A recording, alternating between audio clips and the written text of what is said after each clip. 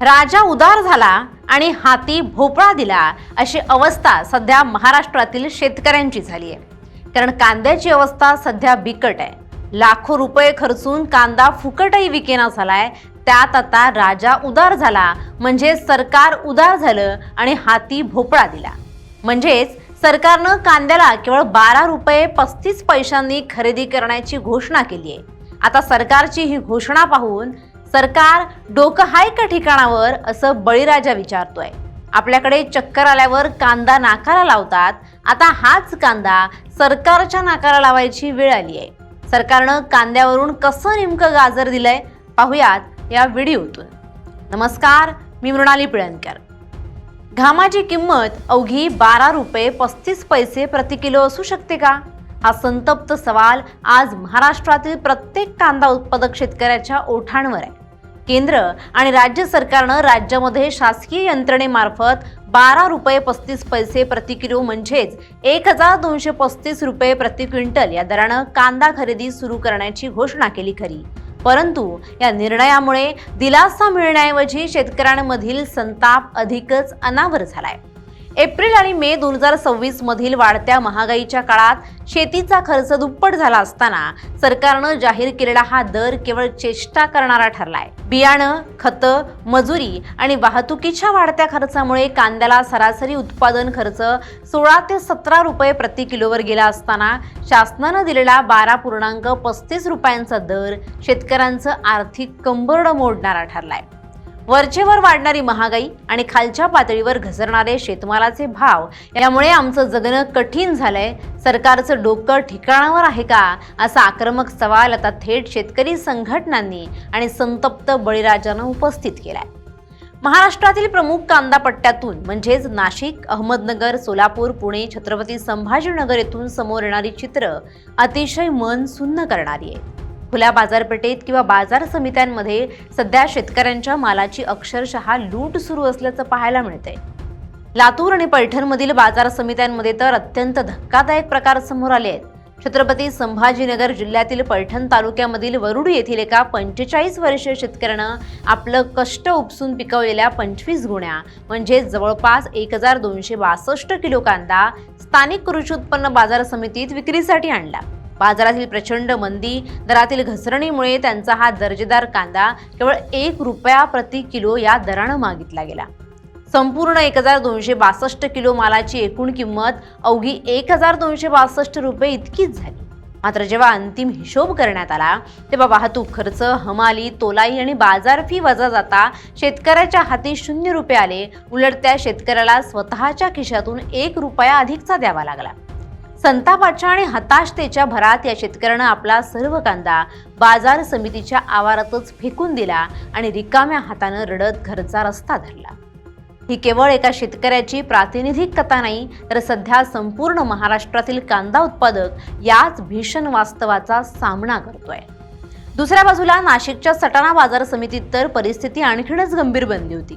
एका शेतकऱ्याला आपल्या कांद्यासाठी अवघा 50 पैसे ते 1 रुपया प्रति किलो इतका दर मिळाल्यानं संतप्त झालेल्या बळीराजानं थेट बाजार समितीच्या कार्यालयासमोर आपलं ट्रॅक्टर उभं केलं आणि गळ्यात दोरखंड बांधत आत्महत्येचा प्रयत्न केला. सुदैवानं तेथील इतर शेतकऱ्यांनी आणि सुरक्षा रक्षकांनी त्याला वेळीच रोखलं, परंतु या घटनेनं संपूर्ण राज्याला हादरवून सोडलं. दराअभावी हताश झालेल्या अनेक शेतकऱ्यांनी आपले शेकडो गोण्या कांदा थेट शेतातच पेटवून दिल्याच्या घटना समोर येत आहेत. कांदा सडण्यापेक्षा किंवा व्यापाऱ्यांच्या घशात तो मोफत घालण्यापेक्षा तो जळालेला बरा अशी अत्यंत उद्विग्न भावना शेतकरी व्यक्त करतायत. बीडच्या नेकरूळ भागातही शेतकऱ्यांनी एकरी 50 ते 60 हजार रुपये खर्च करून कांदा पिकवला, परंतु बाजारात विकल्यानंतर त्यांच्या हाती केवळ 3.5 रुपये आले. यावरून शेतीचं अर्थकारण किती भयानक पद्धतीने कोलमडलंय याची स्पष्ट प्रचिती येते. शेतीच्या या कोलमडलेल्या अर्थकारणाचा ताळेबंद मांडला तर सद्यस्थितीत कांदा पिकाला एकरी जवळपास 75,000 ते 1 लाख रुपयांपर्यंत खर्च येतो आणि यामध्ये प्रामुख्यानं बियाण्यांचा खर्च, जमिनीची मशागत, लागवडीसाठी मजुरांना द्यावी लागणारी मजुरी, खतं आणि कीटकनाशकं यांचा समावेश असतो. मे 2026च्या पहिल्या आठवड्यात उन्हाळी कांद्याची आवक वाढल्यामुळे बाजारातील आवक आणि दराचं समीकरण बिघडलेलं आहे. सद्यस्थितीत बाजार समित्यांमध्ये किंवा शासकीय खरेदी केंद्रावर मिळणाऱ्या 12.35 रुपयांच्या दरातून शेतकऱ्याच्या हाती एकेरी जेमतेम 50 ते 60 हजार रुपयेच परत येत आहेत. याचा सरळ आणि स्पष्ट अर्थ असा आहे की प्रत्येक एकरामागे शेतकऱ्याला 35 ते 50 हजार रुपयांचा थेट तोटा सहन करावा लागतोय. उत्पादन खर्च आणि शासकीय खरेदी दर यांची तुलना केली तर वास्तविक उत्पादन खर्च 16 रुपयांपेक्षा जास्त असताना सरकारी खरेदी दर केवळ 12.35 रुपये आहे. तर सोलापूर, छत्रपती संभाजीनगर सारख्या बाजार समित्यांमध्ये सरासरी दर 5 ते 7 रुपयांवर येऊन ठेपलाय. त्यामुळे शेतकऱ्याला प्रति किलो मागे किमान 4 ते 5 रुपयांचं थेट नुकसान सोसावं लागतंय. गेल्या आर्थिक वर्षात महाराष्ट्रातील कांदा उत्पादक शेतकऱ्यांना हजारो कोटी रुपयांचा आर्थिक फटका बसलाय आणि अशा अत्यंत बिकट स्थितीत 12.35 रुपयांचा शासकीय दर जाहीर करणं म्हणजे जखमेवर मीठ चोळण्यासारखं आहे.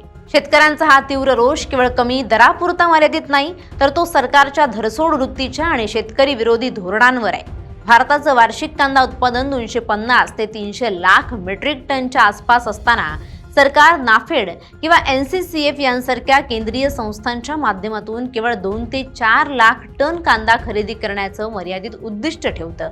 हे संपूर्ण उत्पादन लक्षात घेता समुद्रात केवळ एक थेंब टाकण्यासारखं आहे. उर्वरित 95% जास्त कांदा हा उघड्या बाजारात व्यापाऱ्यांच्या आणि दलालांच्या दगेवर सोडून दिला जातो.